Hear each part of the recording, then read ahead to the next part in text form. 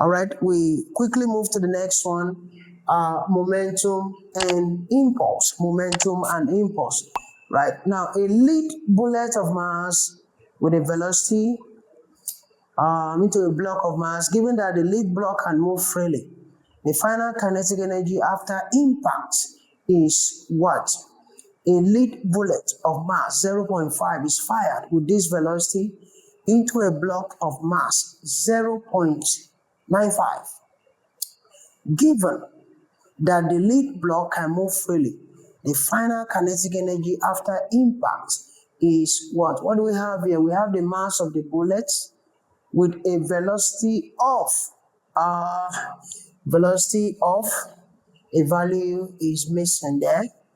So if we have the velocity, we can actually solve this. Now, this is actually derived from the principle, the law of conservation of momentum, which simply says the momentum before collision should be equal to momentum after collision. And then before you apply this formula, you need to know what type of collision is happening here. So we have what is called the elastic collision, where the two objects will bounce off after collision. And then we have what is called the inelastic collision, where the two objects stick together, as in the case of this question. The two objects stick together. The bullet was fired into the block, okay? So they stick together. So if that is the case, the formula here will simply be M1U1 plus M2U2 equals to M1 plus M2 common velocity. Find the final kinetic energy. So if I have that V, I can now use it to find the final kinetic energy by simply using the formula for kinetic energy. So that is how to go. Use this formula to get the velocity and then use this to get the final kinetic energy. Okay, name the type of equilibrium for each position of the ball. Name the type of equilibrium. All right, from here we have unstable because the object is about to go down. And then B, we have stable. The object is actually balanced. It's not able to go up on both sides. And then the other side is neutral. It can go anyway. So the answer is D. Then what will be the weight of a man of mass 60 kilograms standing in a lift if the lift is descending vertically at 3 meters per second? What will be the weight of the man? Now, the lift is descending. If the lift is descending, okay, so you have MA will be equal to FG minus FT. And here, the FT represents the force of tension from the lift. What will be the weight of a man 60 kilograms standing in the lift when the lift is descending vertically? So by the time you apply this formula, you should be able to get the answer to that question.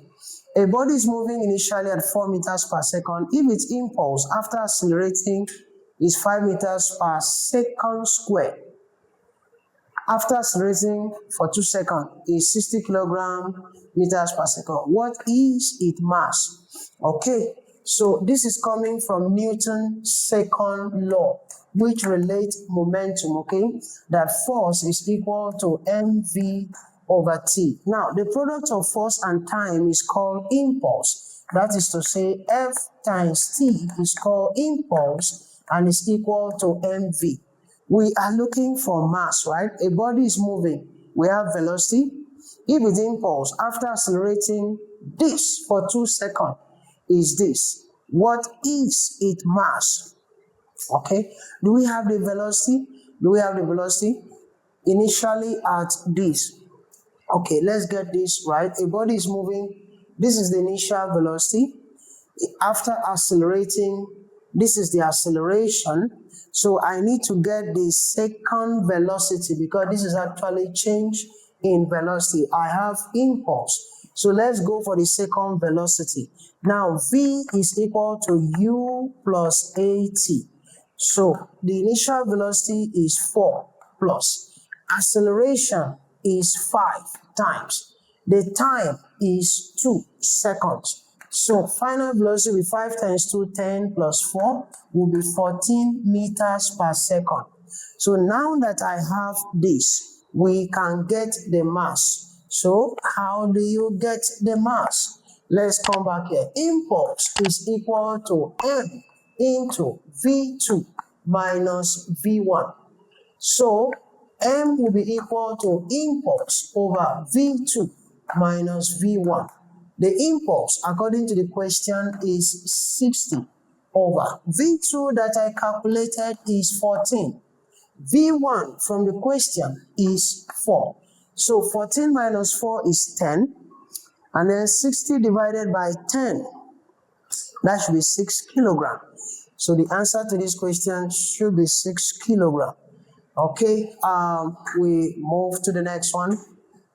Okay, so a body of mass 12 kilogram traveling at this collide with a second body of mass at rest. Calculate their common velocity if the two bodies collide after collision. Okay, so this is called inelastic collision. So to solve this, use that formula I gave you before now. That is m1u1 plus m2u2 equals to m1 plus m2 into v. Calculate their common velocity. So common velocity v, 2, of course, or just v as the case may be, will be equal to m1 u1 plus m2 u2 over m1 plus m2. So with this, I should be able to get the answer to this question. Let me try and see if I will be able to do this now. Now, what is m1? m1 is 12. So 12 times u1 is 4.2, and then plus m2 is 18 times. It was at rest, so this is 0. Then over m1 12 again plus m2 is 18. So what will this be? This is already out because it's 0. 12 times 4.2, so 12 times 4.2 over 12 plus 18, that is 30. So if you divide this by this, you should be able to get the answer to this question. All right. The diagram above represents balls in an undulating surface. Which of the following? Okay.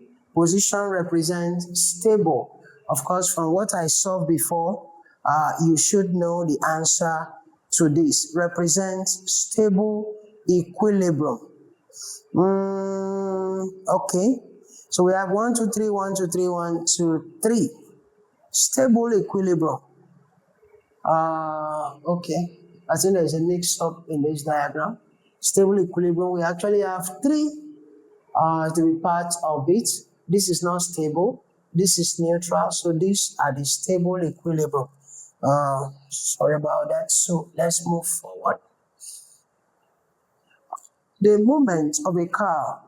The momentum of a car moving at 10 meters per second at constant speed in a circular track can be 0 depending on its inertia in the track. The momentum of a car moving at 10 meters per second at constant speed in a circular track. Of course, let me clarify this.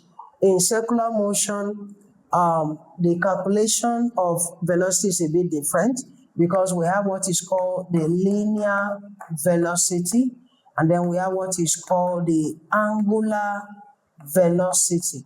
Okay, and these two are related by this formula, v equals to radius times omega. So if that is applied, then we can get the answer to this question. All right, a ball of mass 0.5 moving at 10 collide with another ball of equal mass at rest. If the two balls move up together after the impact, calculate their common velocity. Again, the same question. This is called inelastic collision. So all I need to do, the common velocity will be m1u1 plus m2u2 over m1 plus m2. With this formula, you should be able to get the answer to this question. All right, a 2 kilogram object moves at 3 meters per second. Its momentum is what? Of course, momentum is the product of mass and velocity. So just multiply this by that. 2 times 3 is 6. So the answer will be 6 kilogram meters per second. A force of 10 Newton acts on an object for 0.2 seconds. The impulse delivered. By definition, impulse is the product of force and time. So if you multiply 10 by 0.2, that will give you 2 Newton second.